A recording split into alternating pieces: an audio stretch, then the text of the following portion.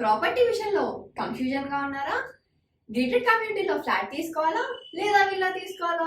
మన పిల్లల భవిష్యత్ కోసం ఓపెన్ ఫ్లాట్ తీసుకోవాలా? మన హైదరాబాద్ లో ఏ లొకేషన్ లో కొంటే మంచి అప్రిసియేషన్ వస్తుంది? మరి నమ్మకమైన ప్రాపర్టీ కొనాలంటే నమ్మకమైన గైడ్ కావాలి కదా. ప్రాపర్టీ అడ్వైజర్ కోసం సంప్రదించండి వరాహస్వామి ప్రాపర్టీ గూగులర్. కాంటాక్ట్ 7207218485. శ్రీ గురుభ్యో నమ. శ్రీ మహాగణాధిపతే నమ. శ్రీ మహాసరస్వత్యే నమ. ఓం శ్రీమాత్రే నమ. భక్తులందరికీ కూడా, ప్రేక్షక మహాశైలందరికీ, భక్తులందరికీ నమస్కారములు. మనకు ప్రతి నిత్యము కూడా జీవితంలో అనేకమైనటువంటి సుఖదుఖాలతో జీవితం నిండి ఉంటుంది. ఈ సుఖదుఖాల్లో ముఖ్యంగా మనం చెప్పుకోవాల్సినటువంటి విషయం ఏంటంటే, ప్రతి నిత్యం కూడా ఎవరికి ఏదో ఒక కష్టం అనేది ఎదుర్కొని ఉంటూ ఉంటారు. అది ఏ రకంగా కూడా మనకు లాభసాటి కాగా ఇంకా పైగా దాని ఎంతో కష్టములన్నీ కూడా ఇంకా వ్యతిరేకమైన చర్యలకు వెళ్తూ ఉంటుంది.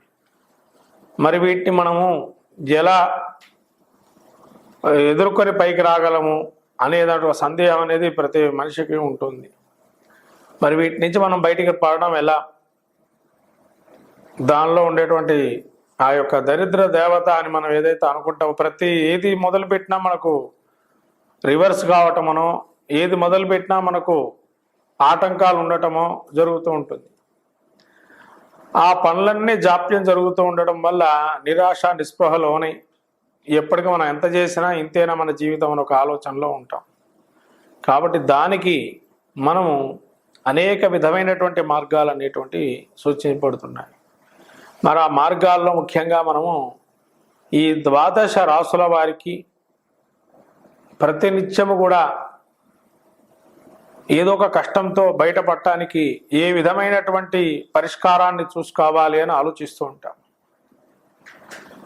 కాబట్టి దానికి సంబంధించి అలక్ష్మీ నిరహరణ అంటే మన దరిద్ర దేవతని సంస్కృతంలో అలక్ష్మీ నిరహరణార్థం అని అంటాం. అంటే అలక్ష్మి అంటే స్థిరమైనటువంటి లక్ష్మి కాకుండా మన ఇంట్లో వస్తువు వెళ్ళిపోయేటువంటి లక్ష్మిని అలక్ష్మి అంటాం. కాబట్టి అటువంటివి కాకుండా స్థిరమైన లక్ష్మి మన ఇంట్లో నివాసం ఉండేటట్టుగా మనం ఏం పాటించాలి, దానికి ఏమిటి పరిష్కారం అనేటువంటిది ఈ 12 రాసుల్లో మనకు అశ్విన్యాది నక్షత్రాదులు అట్లానే చేసుకోవాల్సినటువంటి పరిహారాలు అనేది ఈ యొక్క ఏ విధానంలో మనం చేసుకోవాలి, ఏ దేవతను ఆరాధన చేయాలి అనేది ప్రత్యేకంగా మనం సూచించబడుతుంది. అందరూ కూడా భక్తులు ఈ యొక్క జరుగుతున్నటువంటి ఏదైతే వీడియో అంతా కూడా తిలకించి పూర్తిగా దానిలో క్రమబద్ధంగా చేసుకొని ఆ పరిహార మార్గాలు ఎంచుకొని పరిష్కారం తీసుకొని దేవకృప అనుగ్రహం కలిగి అలక్ష్మి నిరహరణమై స్థిరలక్ష్మి కలగాలని కోరుకుంటూ ఆ దరిద్ర దేవత ఏదైనటువంటి జ్యేష్ఠాదేవి అని కూడా అంటారు.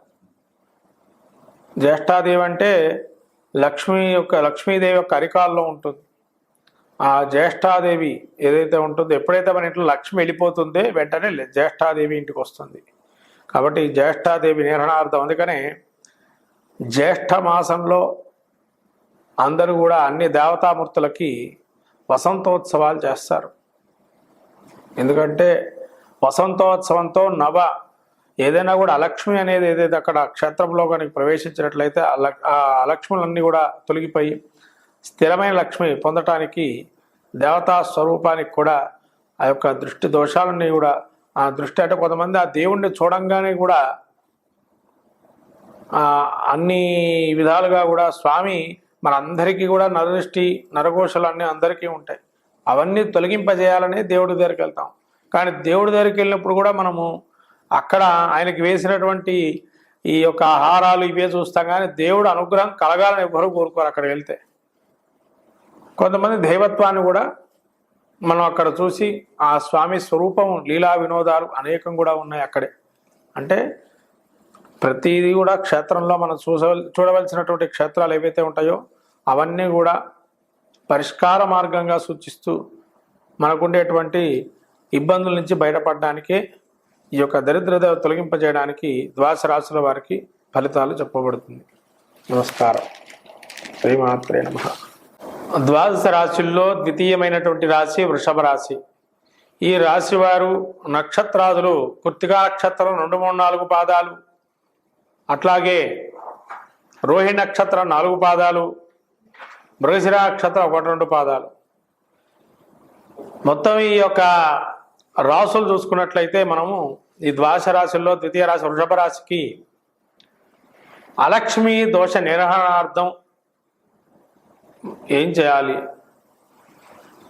అయితే ఈ వృషభ రాశి వారి యొక్క జీవితాన్ని చూసినట్టయితే చాలా హుందాగా తెలివితేటలుగా బాగా ఉంటాయి. కానీ కుటుంబంలోనే వీళ్ళని ఇబ్బందులు పాలు చేసేవాళ్ళు ఉంటారు వృషభ రాశి వారికి. బయటవాడు మంచి చేసినా కుటుంబంలోనే ఇబ్బందులు కలుగుతుంటాయి వృషభ రాశి వారికి.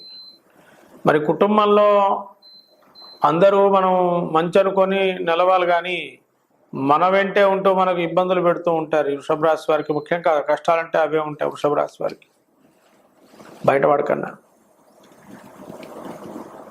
మరి వృషభ రాశి వారు ఏం చేస్తే ఈ అలక్ష్మి నిర్వహణార్థమై లక్ష్మీ ప్రాప్తం కలుగుతుంది అని అంటే, ముఖ్యంగా కృత్తికా నక్షత్రం 2, 3, 4 పాదాల వారు జిల్లేడు, ఏదైతే జిల్లేడు చెట్టు ఉంటుందో ప్రహరీ గోడ బయట జిల్లేడు చెట్టు నాటడం వల్ల, ప్రహరీ గోడ బయట జిల్లేడు చెట్టు నాటడం మంచిదైన సూచన. ఈ జిల్లేడు చెట్టు ముఖ్యంగా ఆరోగ్యాన్ని ఇస్తుంది. ఈ కృత్తికా నక్షత్రం వారికి ఈ జిల్లేడు ఏదైతే ఉందో,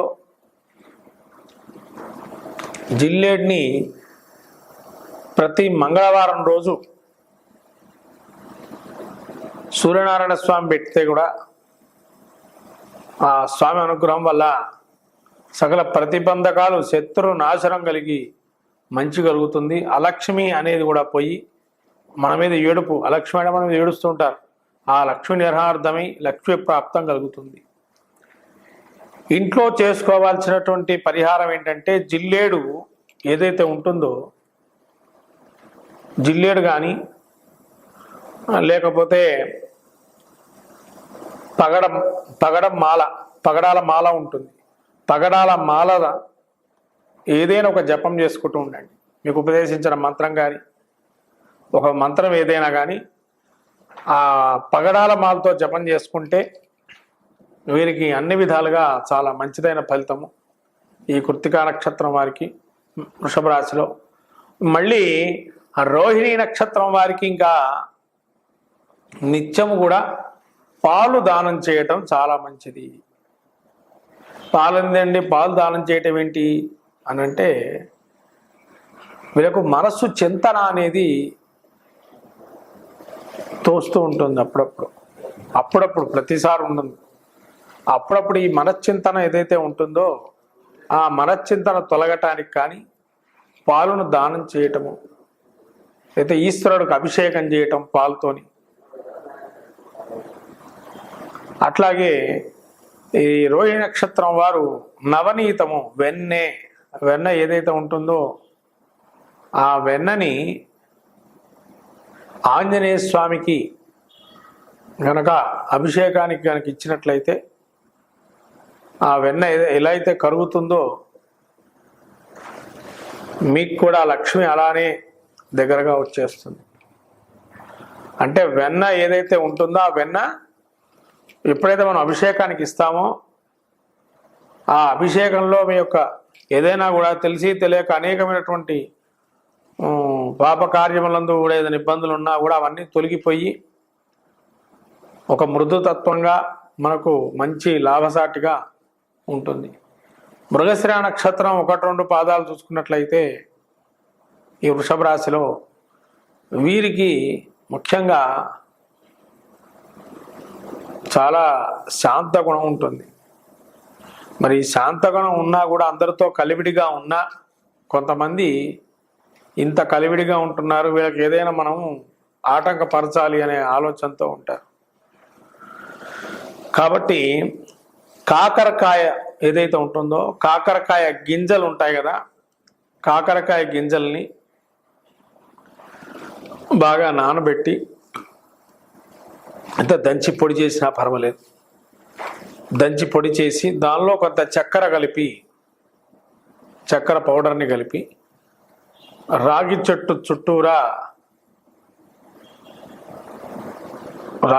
చుట్టూరా వేస్తే మనకుండేటువంటి ఏడుపు కానీ ఏదైతే మేము మీద చూసి ఏడుస్తుంటారో ఆ ఏడుపు దోషాలు అంటే నరదృష్టి దోషాలన్నీ తొలగిపోయి చక్కెర పొడి ఏదైతే ఉంటుందో అంటే శత్రువులు మిత్రులు కూడా అవుతారు.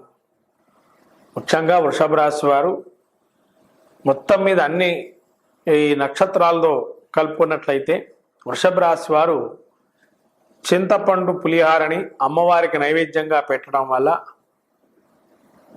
ప్రతినిత్యం వీరు దేవి ఆరాధన చేయటం వల్ల ఏవైతే అవరోధాలుగా ఉంటాయో అవన్నీ తొలగిపోయి అన్నీ కూడా అలక్ష్మి దోషం పోయి లక్ష్మీ ప్రాప్తి కలుగుతుంది. శ్రీమాత్రే నమః.